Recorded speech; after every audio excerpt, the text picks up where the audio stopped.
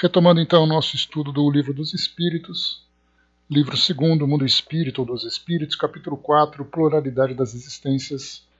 Nós vamos fechar esse capítulo hoje, estudando 2 itens, item número 8, Semelhanças Físicas e Morais, continuando o tema que nós iniciamos no nosso encontro anterior e depois fechando com ideias inatas.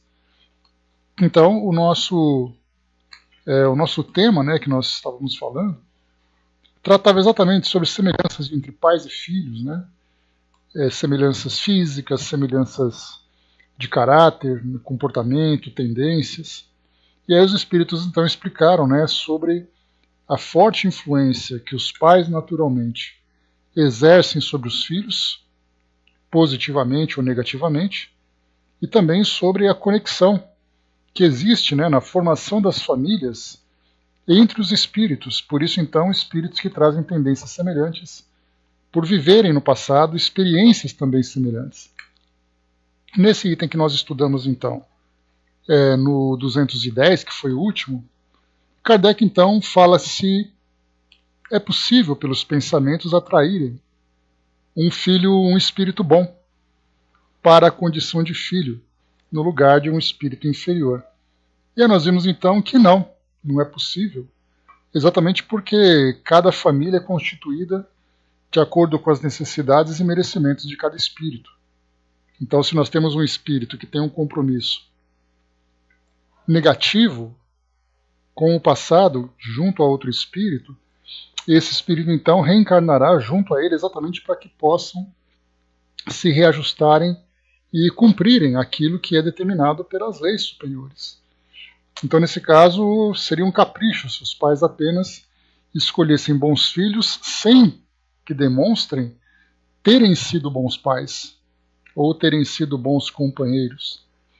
Já na questão 211, nós iniciamos, aqui Kardec já entra num ponto muito mais a título de curiosidade, porque naquela época, pela falta de estudos, tanto da medicina como também da própria psicologia, a ideia dos gêmeos, das gravidezes gemelares, eram sempre misteriosas, enigmáticas. Hoje não, hoje já são bastante estudadas, temos profissionais que se dedicam ao estudo dessa condição, tanto biologicamente como psiquicamente. Agora, espiritualmente, Kardec, então, trouxe essa questão para ser analisada pelos espíritos. Questão 211. De onde vem a semelhança de caráter que existe frequentemente entre irmãos, sobretudo entre os gêmeos? Entre irmãos, com destaque para os gêmeos, mas nós falamos dos irmãos de um modo geral que trazem tendências semelhantes geralmente. Espíritos simpáticos, que se aproximam pela similitude dos seus sentimentos e se sentem felizes de estar juntos. Nesse caso, claro, os espíritos destacaram o aspecto positivo dessa relação, essa relação fraternal entre os irmãos.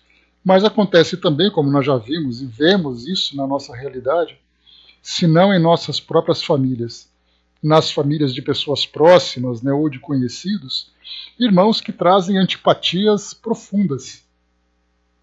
E aí, como nós conversamos na semana passada, bom dia, Amorzão, bom dia, Gilda, bom dia, Miriam. Bom dia, Silmar.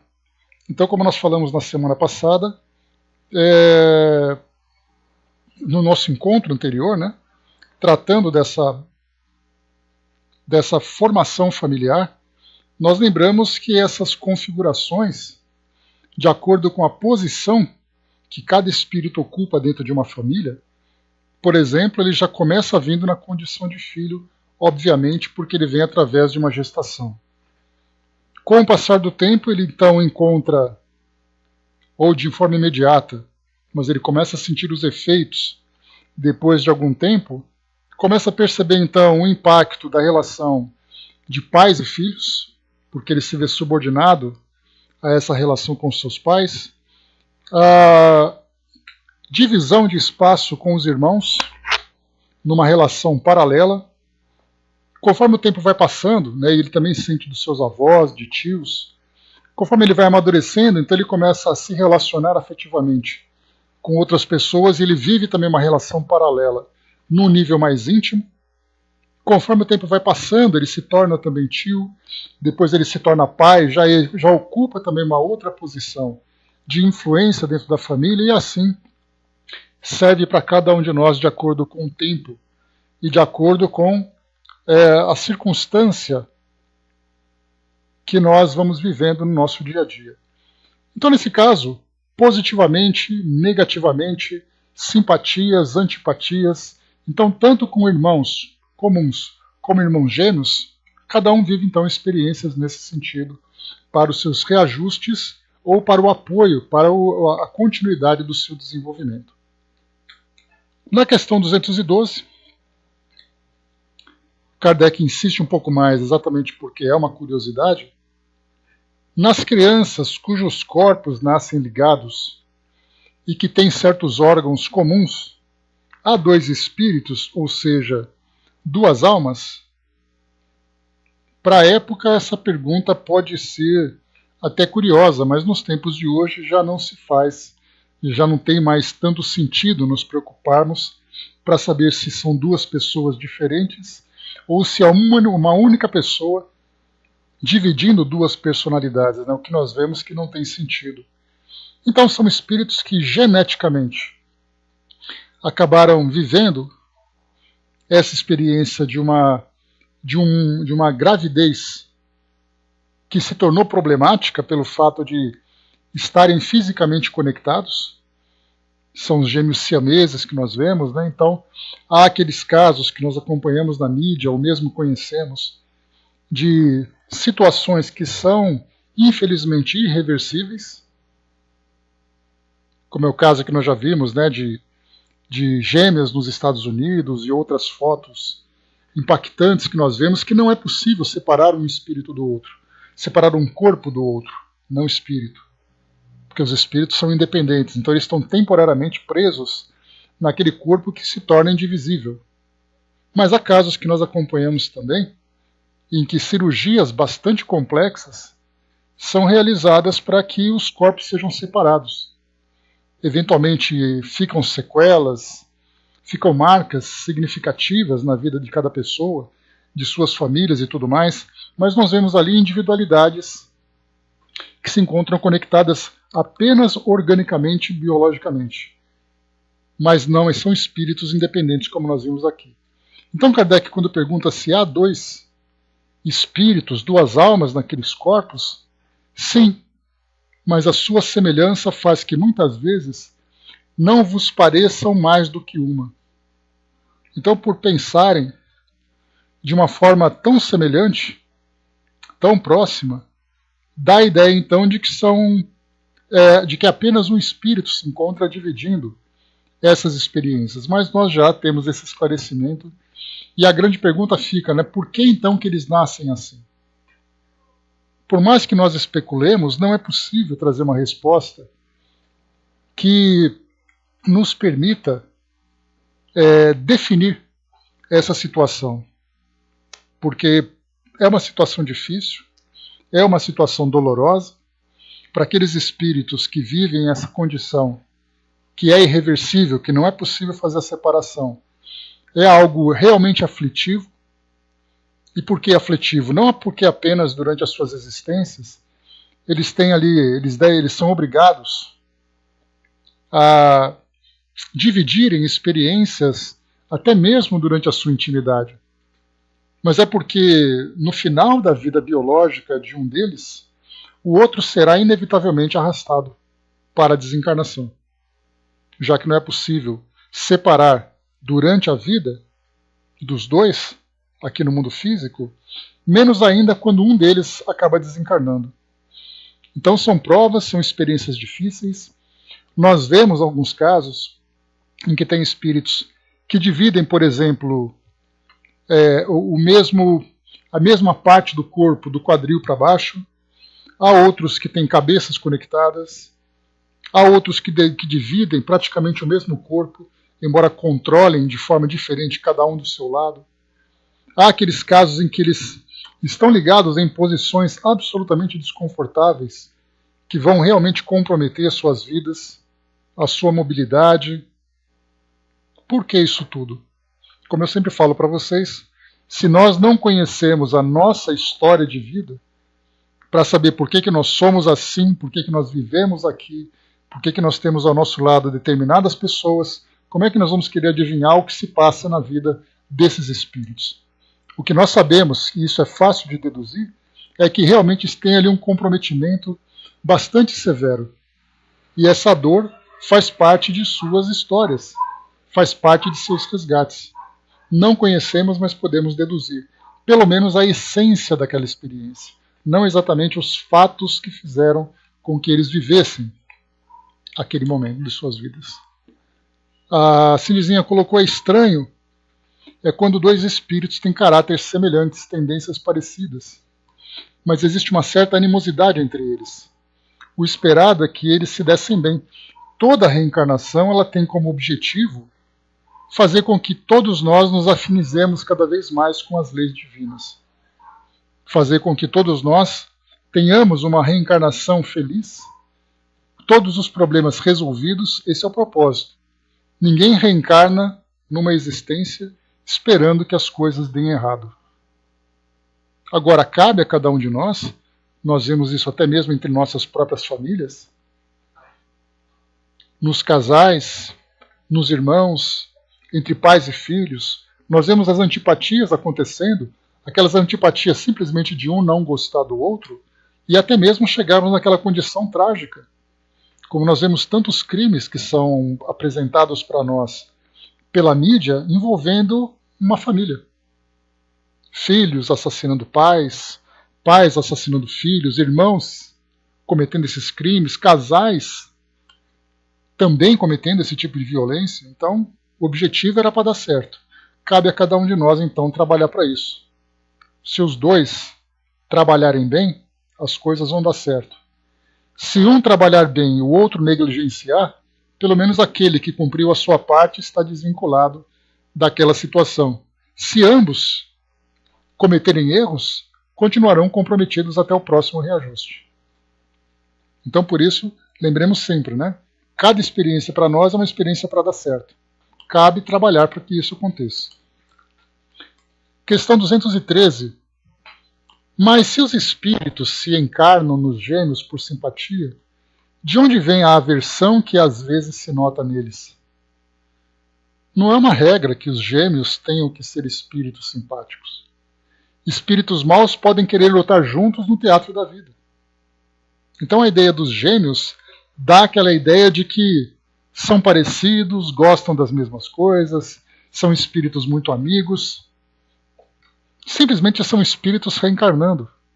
A motivação que eles têm para reencarnar junto pode ser uma motivação positiva ou uma negativa. Então não nos impressionemos com o fenômeno biológico da gravidez gemelar, mas entendamos a presença desses espíritos para trabalharem juntos durante uma encarnação num círculo mais próximo, num círculo mais íntimo. Não nos impressionemos com as aparências, entendamos a essência daquela experiência. 214. Que pensar das histórias de crianças que lutam no ventre da mãe? Imagem. Para figurar que o seu ódio era muito antigo, fazem-no remontar à fase anterior ao nascimento. Geralmente não percebeis bem as imagens poéticas. Então Kardec contou uma história, né, aquelas histórias que o povo conta, né, então, falando apenas, né, de muitas vezes durante a gravidez de gêmeos, né, nós temos ali aquela agitação entre eles, chuta a barriga, se mexe para cá, se mexe para lá, e depois quando eles nascem, quando eles reencarnam de fato, demonstram uma antipatia um pelo outro. Aí os pais vão dizer: mas desde pequenininho eles já brigavam na barriga. Dava para sentir que chutavam, se mexiam. E aí então fica aquela ideia de que inicialmente o espírito, durante a gravidez, ele tem algum grau de consciência ou de percepção do que acontece nesse período junto a outro espírito. E, na verdade, como nós lembramos, os espíritos, durante essa fase de gestação, onde se inicia a reencarnação, eles se encontram num grau de inconsciência profundo. Pouca percepção eles possuem. Nós não temos nenhuma história, nenhuma explicação que seja objetiva, que seja clara e que seja bem fundamentada, principalmente no controle universal dos ensinos dos espíritos, que falam de algum espírito que tenha consciência durante a sua gravidez. Já cheguei a ler, inclusive, uma psicografia atribuída a um espírito que estava ainda durante a gestação. E ele falava que ele conhecia a mãe, ele falava que sentia o que estava acontecendo. Mas, de um modo geral, os ensinamentos dizem para nós que esse período de redução perispiritual que os espíritos vivenciam para reencarnar traz um grau de perturbação profundo em que o espírito pouca consciência tem do que acontece. E nós dizemos pouca consciência porque, de um modo geral, eles sentem aquilo que envolve essa relação íntima que ele tem com suas mães ou com seus pais, com suas famílias de modo geral. Então existem ali a questão das vibrações, da sintonia que existe entre pais e filhos, a rejeição psicológica que muitas vezes mães e pais sentem durante a gravidez, a expectativa, por exemplo, de um aborto, tem vontade de abortar, tenta abortar, mas não acontece. E o espírito, então, acaba registrando isso. E esse tipo de informação acabou sendo objeto de pesquisa de terapeutas, por exemplo, de regressão a vivências passadas. Ou, principalmente, de regressão de memória. Qual a diferença entre os dois? Aqueles que inicialmente faziam apenas regressão de memória, eles procuravam induzir o paciente a voltar mentalmente nas experiências de vida até o momento da gravidez. E ali então ele vai acabar encontrando, né, segundo os tratamentos que são apresentados, eles vão encontrar ali situações, experiências vividas pelos pais, sejam experiências pessoais dos pais, um trauma que tenham vivido durante suas vidas, seus relacionamentos, ou mesmo experiências envolvendo a própria gravidez. Como é o caso que eu comentei com vocês, dessa parte da rejeição, por exemplo, da criança que se encontra ali em processo de formação. E aí então a regressão de memória faz com que cheguem até aqueles momentos encontrando pontos importantes, pontos-chave, que possivelmente desencadearam algum tipo de trauma no espírito durante a sua vida. E foi exatamente através dessas experiências que acabaram quebrando a barreira da encarnação e descobriram então das existências anteriores. Foi o que aconteceu, que nós colocamos, né, do Dr. Brian Weiss, se não me engano. Ou foi o Ian Stevenson. O Dr. Brian Weiss, eu acho que ele trabalhava com terapia, com experiências de quase morte. Mas o Dr. Ian Stevenson, ele escreveu então aqueles livros que falam sobre regressão de memória ou terapias de vivências passadas, quando ele percebeu que o paciente, então, chegou até o momento da gravidez e depois ele continuou descrevendo fatos que não faziam parte da sua realidade. Foi aí, então, que a ideia da reencarnação começou a fazer parte dessas terapias. Cidizinha colocou no livro Nossos Filhos São Espíritos, conta sobre uma mãe que percebia o filho reencarnante durante a gravidez e o processo de adormecimento dele, digamos assim, à medida que a gravidez dela ia evoluindo, né? Então, quer dizer, são esclarecimentos que os espíritos trazem, são deduções que os pesquisadores têm, mas um fato mesmo de uma experiência mediúnica bem comprovada, falando sobre a percepção dos espíritos, nós infelizmente não temos. E eu falo infelizmente porque seria, sem dúvida nenhuma, uma explicação muito importante para todos nós. Deixa eu ver aqui. Beleza, Cindizinha colocando ali, antecipando inclusive, né, o processo de reencarnação de um espírito. Então, assim, as mães que têm aquela sensibilidade, em especial uma sensibilidade mediúnica, percebem a aproximação do espírito, percebem exatamente o tipo de sintonia que se estabelece entre eles. se é uma relação simpática, se é uma relação antipática.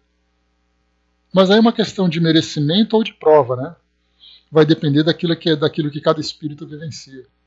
Sonhos que antecipam uma gravidez, enfim, são histórias que nós sabemos que são possíveis, mas não podemos colocar isso como um fato determinante, como, por exemplo, um tema doutrinário, que acaba sendo uma regra para todos os espíritos. Depois continua para nós aqui. É bom dia, Angelina. 214. Que pensar das histórias, né, de crianças que lutam no ventre, que eu falei para vocês agora? Então, quer dizer, só simplesmente questões poéticas, né?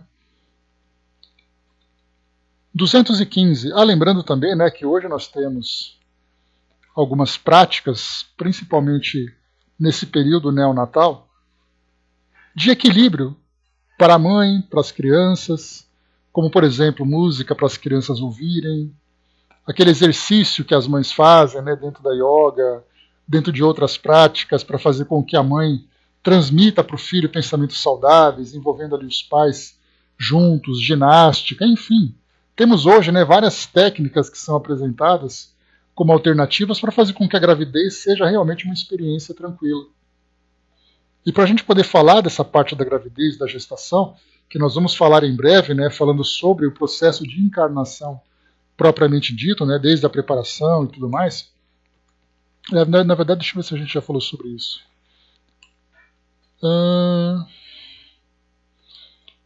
Só um instantinho. Isso, está aqui no capítulo 7, Retorno à Vida Corporal, e nós falaremos com mais cuidado sobre isso. A união da alma e do corpo, a preparação da infância, simpatias, antipatias, enfim, falaremos sobre isso em breve. Mas o que nós lembramos é que hoje, então, todas essas práticas visam criar uma harmonia entre pais e filhos.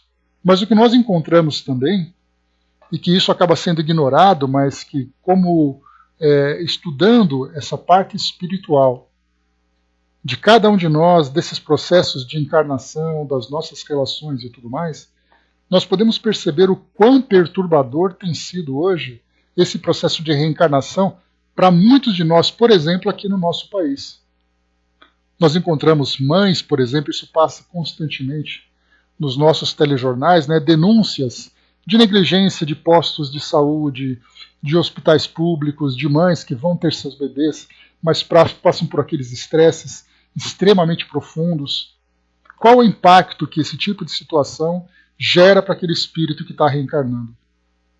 Se nós imaginarmos uma reencarnação perfeita, teve a gravidez bem planejada, uma família com uma boa estrutura material, um bom acompanhamento médico, essas terapias de harmonização que são realizadas, e o espírito nasce como se estivesse chegando de uma viagem da Disney. Chega feliz, bem recebido, tudo bem estruturado. Agora imaginemos o contrário, uma gravidez não planejada, ameaças de aborto, falta de assistência médica. O espírito então absorvendo todos esses sentimentos e vibrações, nós podemos ver como é difícil reencarnar num país que não tem essa estrutura, e isso já começa como uma prova pelo próprio espírito.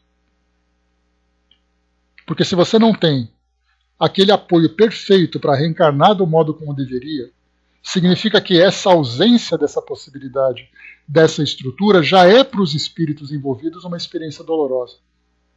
Por que isso acontece? Nós lembramos, né, que se nós não temos alguma coisa, é porque no passado nós tivemos e não valorizamos. Então nós já nascemos com esses traumas durante esse período pré-natal, que vai interferir de alguma forma em nossas existências. Mas faz parte do ambiente onde nós reencarnamos e da nossa condição evolutiva. Continuando aqui para nós, vamos lá, observem isso, porque nós vemos muito isso na televisão, de pessoas de mulheres que têm bebês em portas de hospitais por falta de assistência. Observemos isso pelo lado espiritual. Por que o espírito tem que viver aquilo? Qual é exatamente o aprendizado que ele vai colher dessa situação? Inicialmente já sabemos que vai ser através da dor. O que ele vai aprender com aquilo já é algo relativo a cada um. Continuando, vamos lá.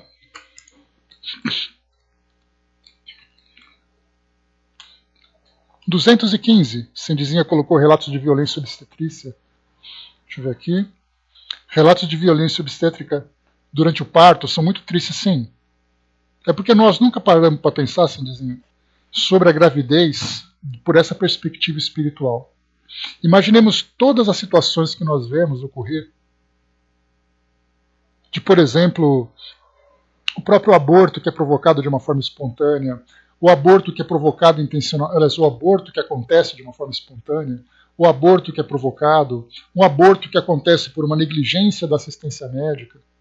Tudo isso são experiências dolorosas que ficam registradas no psiquismo do espírito. Nós veremos no nosso próximo capítulo, no próximo item, ideias inatas, que é uma ideia que nós temos de que apenas, por exemplo, tendências do passado que nós trazemos, que nos acompanham na nova encarnação. Só que nessas ideias inatas, nós colocamos a parte intelectual, a parte moral, a parte emocional. Um espírito, por exemplo, que foi abortado por ter sido rejeitado pelas mães, pela mãe. Na encarnação seguinte, se vocês se lembrarem daquele filme que nós lemos, né, Deixe-me Viver, do filme que eu coloquei para vocês, mostra ali um espírito naquela expectativa de reencarnar junto à mesma mãe, sabendo que já tinha sido abortado. Que tipo de sentimento de medo que ele traz, ou de revolta, ou seja lá qual for o tipo de sentimento, que ele traz por já ter vivido isso? Nós veremos então no próximo item para poder esclarecer um pouco melhor. A Andréa colocou, né, só a doutrina explica e podemos entender com coerência. Essa parte da gravidez em especial, ela é muito pouco falada, né, Andréa?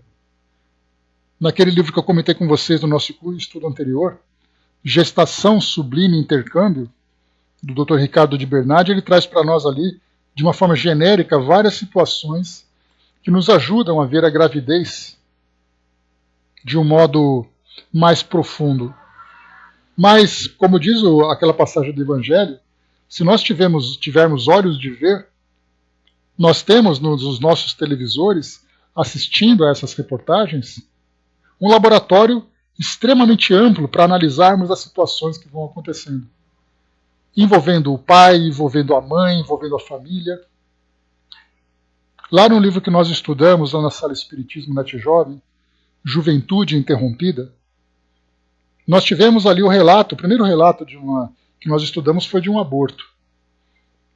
Um casal de adolescentes, de jovens, na verdade, acabaram tendo ali uma gravidez não planejada, praticaram um aborto, e depois, conhecendo um pouquinho a história, voltando no tempo, vimos que numa encarnação anterior, isso é um relato do espírito, os avós rejeitavam a gravidez.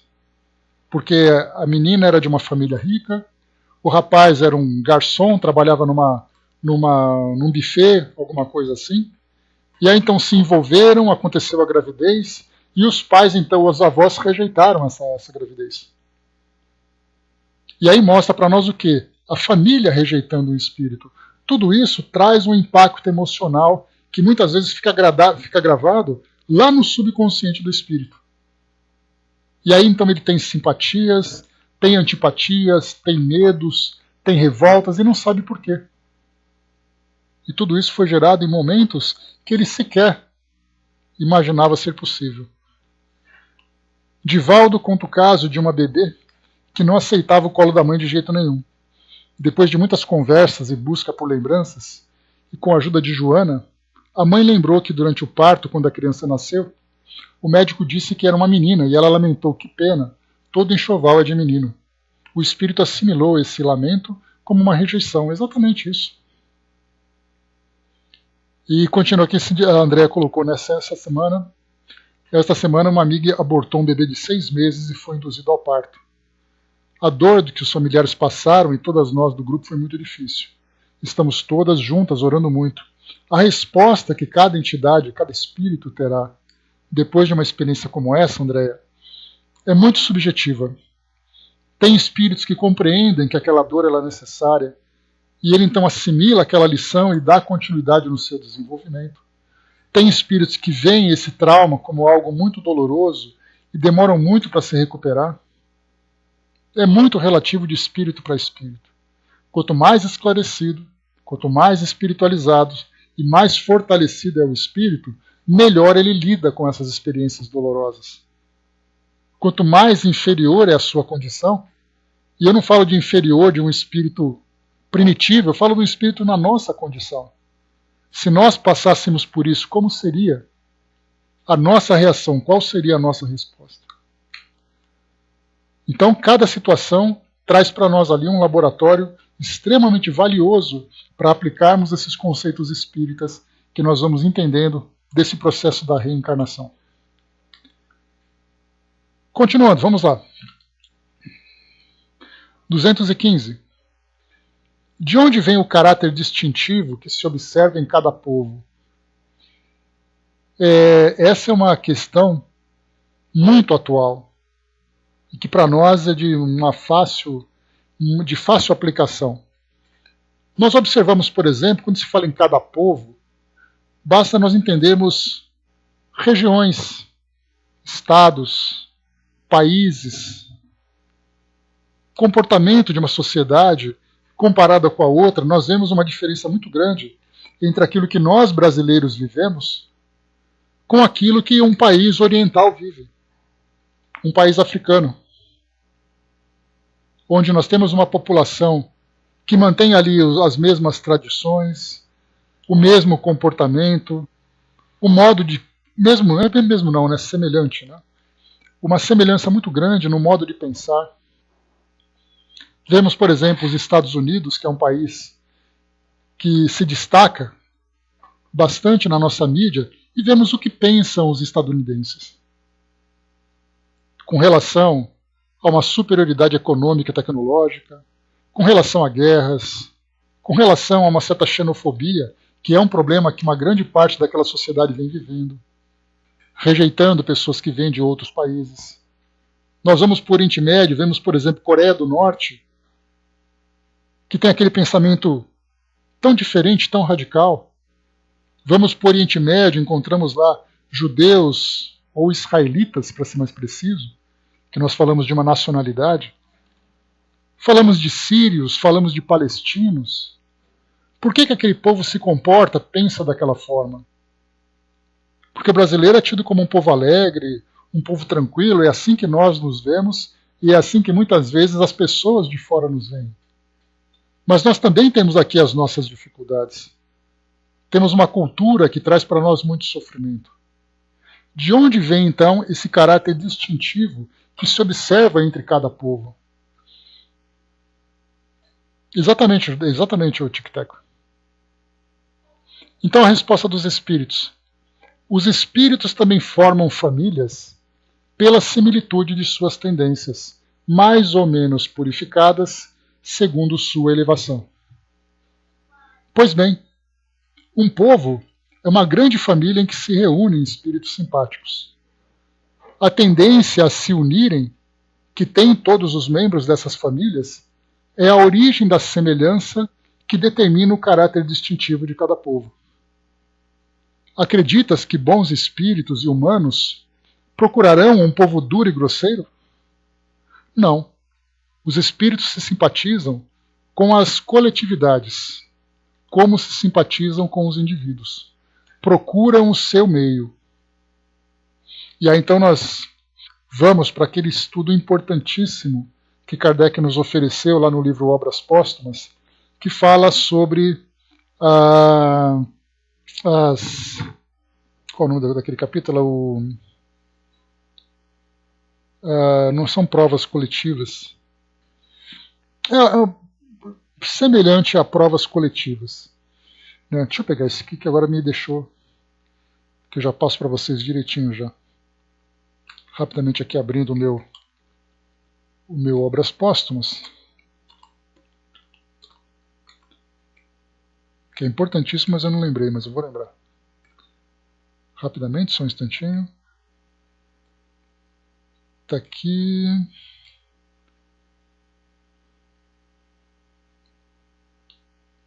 Só um instantinho.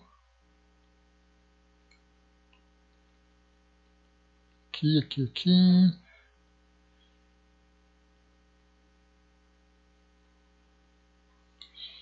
Peraí que eu estou procurando aqui e já falo para vocês.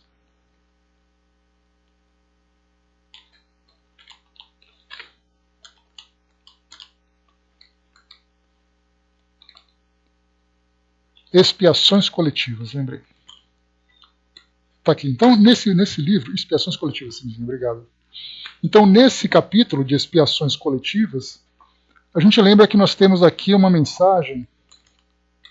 Não vou ler agora porque é muito, muito extenso, né, esse capítulo. Mas nós temos aqui o nome do Espírito. Só um instantinho.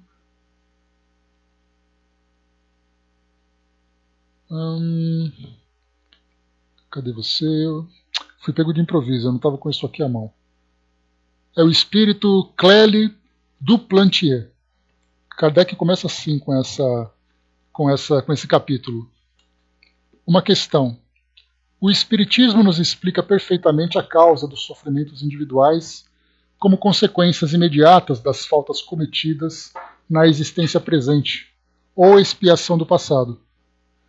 Mas já que cada um só deve ser responsável pelas suas próprias faltas, explicam-se menos as desgraças coletivas que atingem as aglomerações de indivíduos, como às vezes toda uma nação ou toda uma raça, e que atingem tanto os bons como os maus, os inocentes como culpados. Importante essa diferenciação do que é uma nação e do que é uma raça, porque nós vemos, por exemplo, na África do Sul, ou melhor, no continente africano, nós temos ali os países que vivem experiências muito particulares que dizem respeito àquela nação, mas nós temos, por exemplo, uma raça, a raça negra, por exemplo, que durante séculos foi ali tratada, né, junto à escravidão de uma forma extremamente dolorosa, e isso não envolvia necessariamente uma nação. Agora nós vemos, por exemplo, no caso da Síria, são os habitantes daquela nação que vivem esse conflito interno, provocando então todo aquele êxodo, né, fazendo com que se tornem refugiados, que sejam espalhados. Os judeus, por exemplo, viveram outras experiências. Os arianos, por exemplo, chamados de arianos, né, na época, né, dos nazistas e tudo mais. Como explicar então essas experiências coletivas? Resposta, vou só ler um trechinho aqui para poder ilustrar o nosso estudo.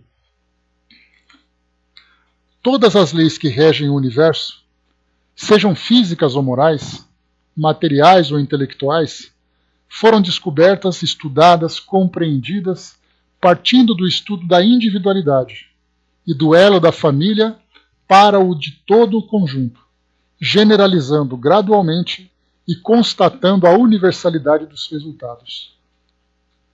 Acontece o mesmo hoje para com as leis que o estudo do Espiritismo dá a conhecer. Podem se aplicar sem medo de errar às leis que regem o indivíduo, a família, a nação, as raças, ao conjunto dos habitantes dos mundos, que são individualidades coletivas. Há as faltas do indivíduo, as da família, as da nação, e cada uma, qualquer que seja seu caráter, se expia em virtude da mesma lei. O carrasco expia com relação à sua vítima, seja encontrando-se em sua presença no espaço, seja vivendo em contato com ela numa ou em várias existências sucessivas, até a reparação de todo o mal cometido. Acontece o mesmo quando se trata de crimes cometidos solidariamente por um certo número. As expiações são solidárias, o que não anula a expiação simultânea das faltas individuais. Vamos criar aqui, só para a gente poder ilustrar de que forma que isso se opera. Imaginemos, por exemplo, falando sobre a Segunda Guerra Mundial, que eu comentei do nazismo agora, imaginemos um oficial nazista que era ali, participava daquele trabalho de perseguição e extermínio de judeus. Mas imagina que esse mesmo oficial batia na esposa quando estava em casa. Percebem? E que individualmente ele tinha vícios. Então ele criou para ele próprio uma resposta negativa pelo vício que ele tinha. Familiarmente ele agredia a esposa, traumatizava os filhos e participava de uma perseguição de uma raça inteira. Dá para a gente perceber que em cada esfera de ação, ele criava uma situação e ele vai ter que responder por cada uma delas. Para finalizar aqui então essa leitura. Em todo homem há 3 caracteres. O do indivíduo, do ser em si mesmo, o do membro da família e, finalmente, o do cidadão. Cada uma dessas 3 faces, ele pode ser criminoso ou virtuoso. Quer dizer, ele pode ser virtuoso como pai de família, ao mesmo tempo que criminoso como cidadão. E reciprocamente. Daí, as situações especiais que lhes são feitas nas suas existências sucessivas. Então daqui depois, né, quem quiser continuar lendo, só procurar lá Expiações Coletivas no livro Obras Póstumas. Extremamente importante esse texto para nós. Por isso, então, nesse item número 215, de onde vem o caráter distintivo que se observa em cada povo, trata exatamente disso. A simpatia e a afinidade que os espíritos têm entre si. Perguntamos, por exemplo, por que a sociedade carioca vive tantos problemas com essa violência que nós temos hoje? É por acaso? As coisas saem de graça? O que foi feito no passado ou deixou de ser feito para que todos reencarnassem nesse mesmo meio, vivendo experiências tão dolorosas? Por que nós, brasileiros, reencarnamos num ambiente como esse, onde temos tantas desigualdades, tantos problemas também relacionados ao campo moral? Por que um espírito nasceu na Coreia e não nasceu aqui no Brasil? Cada espírito, então, reencarna não apenas junto ao próprio povo com quem ele tem afinidade, mas com relação à própria história que foi construída. O nosso passado, ou melhor, o nosso presente hoje, nada mais é do que uma manifestação do nosso passado. De uma forma intensa ou de uma forma menos intensa, mas certamente faz parte dessa realidade. Cidizinha colocou: nunca tinha parado para pensar nisso. A gente responde pelos atos em todas as áreas. Sim, não tem como fugir. Como foi colocado para nós aqui, tem a história, só para a gente poder lembrar. Comentei com vocês quando nós estudamos sobre a origem do mal, lá de Hannah Arendt, né? Vocês se lembram dela. E ela falava exatamente sobre a história de um oficial. Ele era chefe de um campo de concentração. Todos os dias ele acordava, ia para o campo de concentração, tomava as providências que cabia à sua função, que era exatamente ele prender e executar aqueles judeus. E quando ele chegava em casa, ele ouvia música clássica, brincava com os filhos, era apaixonado pela esposa. Isso mostra que você pode até se resolver numa área, mas se você falha em outra, o que acontece?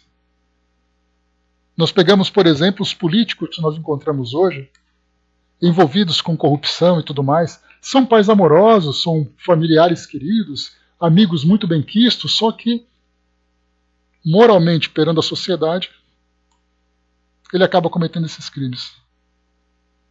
Então, quer dizer, a nossa história nos coloca num lugar, e ali nós temos que tomar decisões pessoais, decisões do nosso círculo íntimo da família e a participação na nossa sociedade. Tudo para nós traz consequências.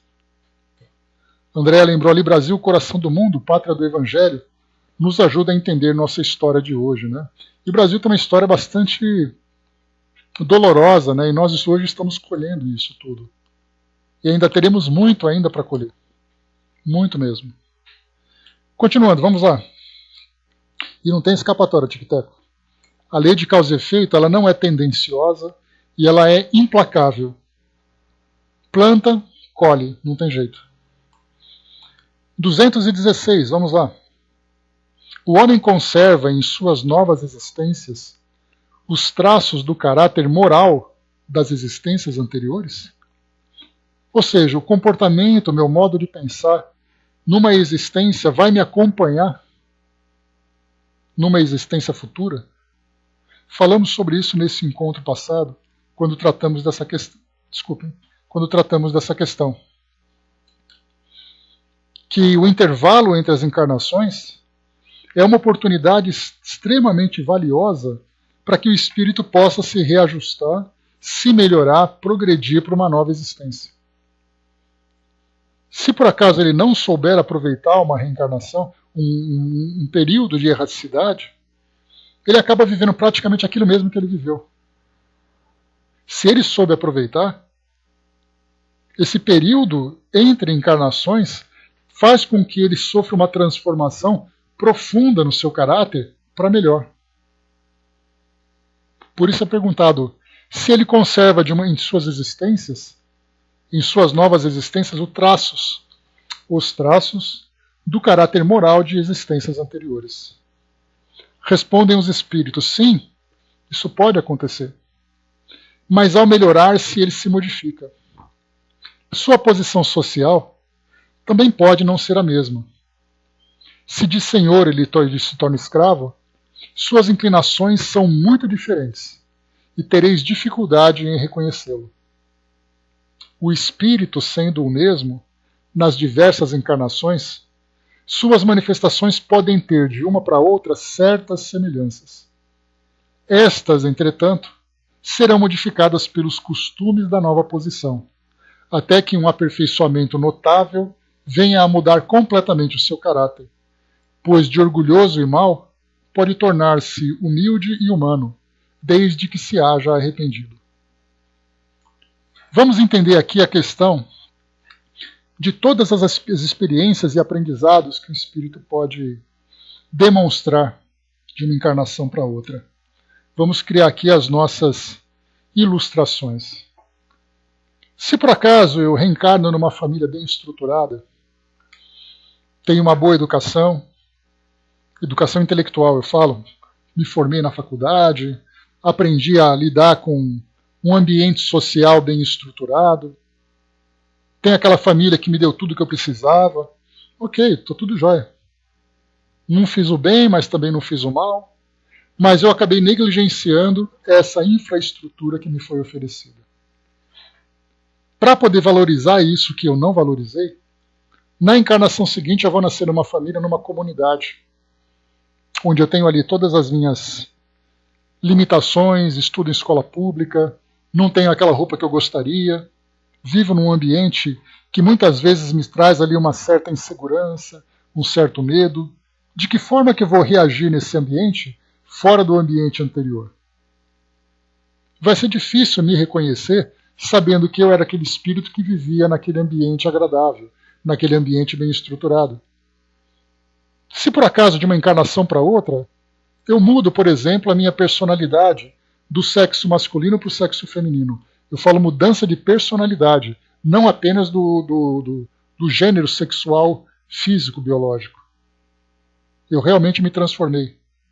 Fui mãe de família, me casei, aquela coisa toda.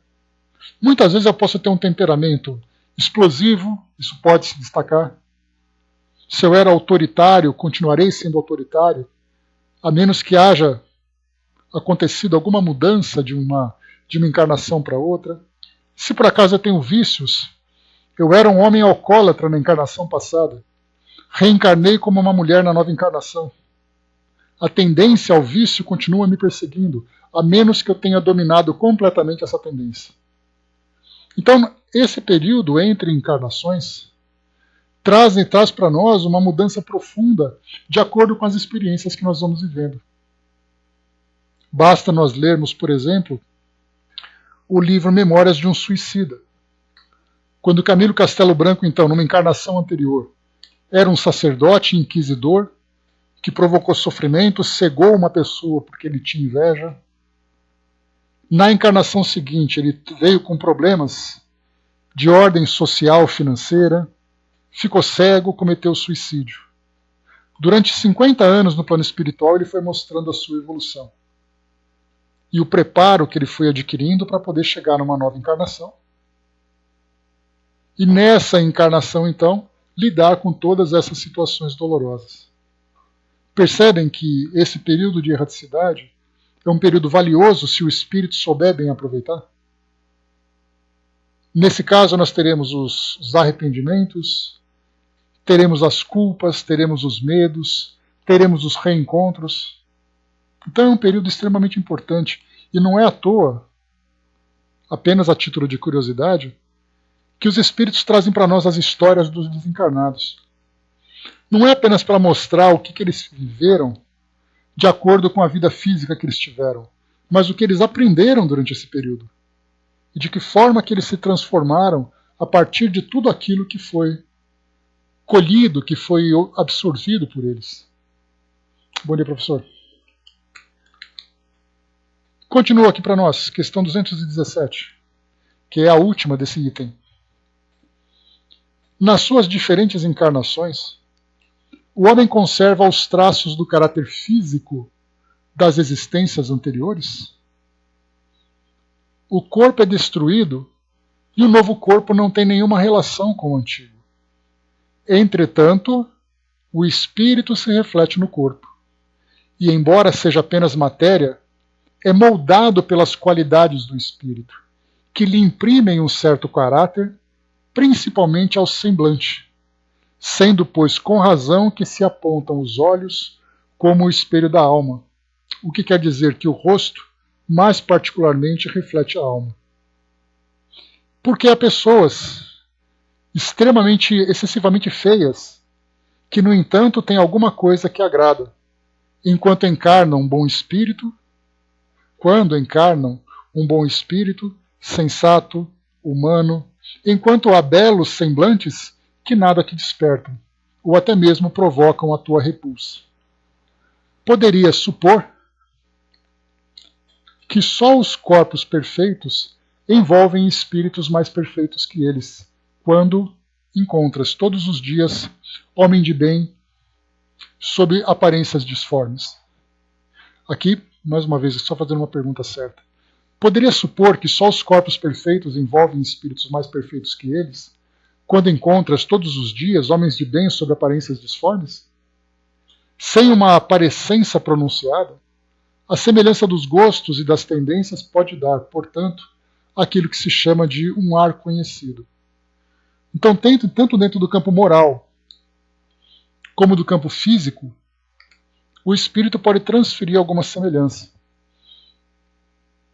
Lembramos, por exemplo, do próprio suicídio, dos vícios em que o espírito destrói o seu organismo, deixa essas marcas no seu perispírito, e segundo o perispírito, considerando o perispírito como sendo aquele modelo organizador biológico, o seu próximo corpo trará essas marcas, trará esses traumas que foram provocados fluidicamente, vibratoriamente, na verdade, que vão refletir no seu corpo físico.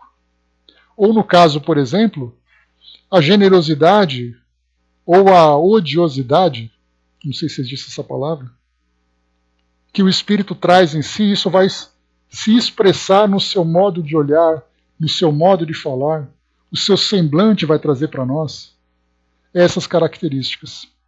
Então, não são marcas patentes, mas são marcas sutis que vão, então, mostrar quem realmente é aquele espírito. Não temos pessoas belíssimas, às vezes, pessoas comuns, não são ser beleza física, não. Pessoas comuns, que têm aquele olhar depressivo, aquele olhar angustiante. Fisicamente ele não traz nenhuma semelhança. Afinal de contas, o corpo físico dele tem uma semelhança com seus pais devido à genética. Mas moralmente, o seu modo de olhar, o seu modo de sentir, os sentimentos que ele alimenta, continuam sendo semelhantes ao do passado. Então imagina que o espírito no passado sofreu muito. Uma pessoa triste, não chegou a cometer suicídio, mas foi alguém que perdeu a alegria de viver. E aí então ele desencarna, reencarna de novo, não muda o seu modo de pensar, tem aquela expressão depressiva, triste. São essas semelhanças que se destacam. O Tico até colocou, o novo vai matar o borrão, assim, vai marcar ele, não tem jeito. Outro dia vi uma imagem e compartilhei num grupo do Facebook. Nela estava ilustrada a frase: se você enxergasse a energia das pessoas ao invés da aparência exterior, não faria sexo com qualquer um. O pessoal ficou chocado, mas é mesmo.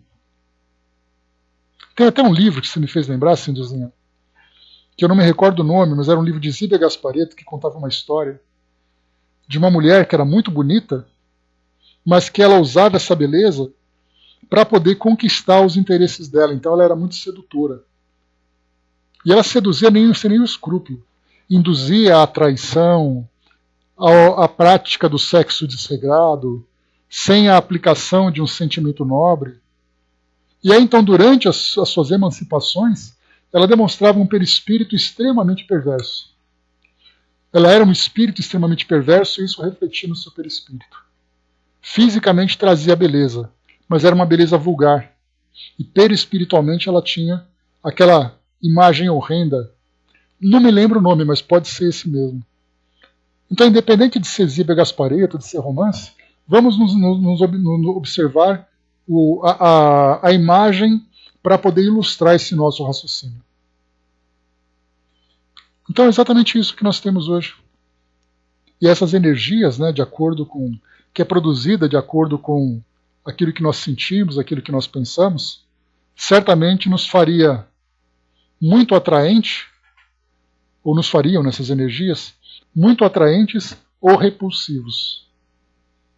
Mas como nós ainda não temos essa sensibilidade, de termos essa percepção, pelo menos não de um modo tão claro, tão impactante, nós ficamos ainda vivendo então a partir das aparências exteriores. Comentários de Kardec, vamos lá.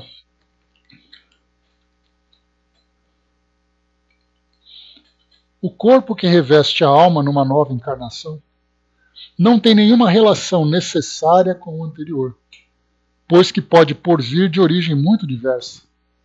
Seria absurdo supor-se uma sucessão de existências ligadas por uma semelhança apenas fortuita. Não obstante, as qualidades do espírito modificam quase sempre os órgãos que servem para as suas manifestações, imprimindo no rosto e mesmo no conjunto das maneiras um cunho distintivo. É assim que, sob o envoltório mais humilde, pode encontrar-se a expressão da grandeza e da dignidade, enquanto, sob o hábito do grande senhor, se vê algumas vezes a baixeza e a ignomínia. Certas pessoas, saídas da mais ínfima posição, adquirem sem esforço os hábitos e as maneiras da alta sociedade, parecendo que reencontram o seu elemento, enquanto as outras, malgrado o seu nascimento e sua educação, estão ali sempre deslocados. Como explicar esse fato de outra maneira, senão pelo reflexo daquilo que o espírito foi? Então, um comentário de Kardec absolutamente pertinente, nos ajudando nesse entendimento, então, desse processo de reencarnação. Tico-Té colocou para nós: algumas pessoas são meio tristes, às vezes, por uma espécie de consciência do que tem que sofrer aqui por resgate. Medo, insegurança, culpa, revolta, são elementos importantes que imprimem no espírito uma marca muito característica. Então, quando ele reencarna trazendo uma culpa, ele vai viver constantemente naquele processo de uma autoflagelação moral ou emocional, vamos dizer assim. Se o espírito se prepara para uma encarnação e sabe aquilo que vai sofrer, vem nele aquela insegurança, aquele medo de fracassar. Para outros é aquela revolta. O espírito tem como prova reencarnar saindo de um ambiente onde para ele ficava muito à vontade, e reencarna num ambiente onde tudo aquilo foi tirado. E então vem a sua revolta. Um corpo físico que é limitante, um ambiente social que lhe é hostil, a falta de recursos para aquilo que ele precisa viver, a companhia de espíritos que lhe são antipáticos. Tudo isso acaba trazendo para nós influências muito profundas no nosso modo de ser, no nosso modo de viver. Principalmente no estágio evolutivo em que nós nos encontramos, que não temos ainda uma força moral suficiente para compreender e lidar com essas restrições. Outras até ouvem espíritos que lembram esses compromissos, quando é o caso, como se não bastasse o espírito trazendo na sua consciência esses registros, ainda tem aqueles que estão ali sempre presentes apontando. É o caso, por exemplo, que nós vemos na história de Dona Ivone do Amaral Pereira. Dona Ivone não só tinha aquela tristeza pessoal, porque ela se colocava, né, como foi uma criança triste, uma jovem triste, uma mulher triste, pelo suicídio que ela tinha cometido anteriormente, como tinha presença de espíritos que foram companheiros no seu passado, no seu passado próximo, Roberto de Canaleiras, o espírito Charles, que estavam ali juntos dela lembrando, você foi uma suicida, não esqueça. Você fez tal coisa, para que ela não cometesse de novo aquele erro. E a mediunidade assim, escorrendo pelas orelhas, para que ela tivesse uma ostensividade, para ouvir tudo, sentir tudo e perceber tudo. Isso foi uma experiência difícil. Outras pessoas certamente enlouqueceriam. Não suportariam o peso de uma experiência como essa. Mas aí a pergunta fica, o que será, né? Porque aí é uma curiosidade que nós temos, né? O que será que esse espírito viveu durante uma encarnação e outra para chegar com essa nobreza e essa força toda? Essa capacidade, essa competência toda que ela teve. Porque no passado era uma jovem de uma família aristocrática que estava infeliz no namoro, no casamento e pulou da ponte. E aí volta como uma médium que marcou a história de uma filosofia do país. Olha só, de uma jovem caprichosa por uma trabalhadora dessa dimensão. O que será que houve nesse período de transição de uma encarnação para outra para transformá-la dessa forma? Finalizamos então aqui, meus amigos, esse nosso estudo de hoje aqui do nosso Livro dos Espíritos. Fechamos esse item número 8, semelhanças físicas e morais. O próximo item, questão número 219, item número 9, ideias inatas. E depois a gente já emenda também para o capítulo 5, que só tem um item, considerações sobre a pluralidade das existências. Kardec fecha esse raciocínio com esse, praticamente um artigo que ele publicou na questão 222. Então a gente vai tratar